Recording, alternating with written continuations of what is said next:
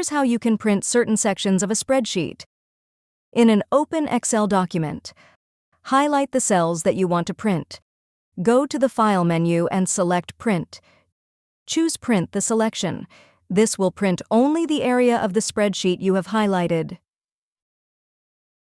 Highlight the cells that you want to print. Go to the Page Layout tab. Press Print Area and select Set Print Area. The highlighted cells will be designated to the print area. Go to the File menu and select Print. Make sure Print Active Sheets is selected. Adjust the print settings.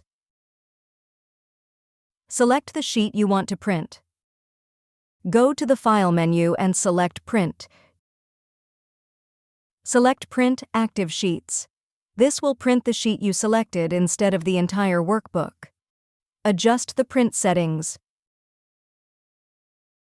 Select Print.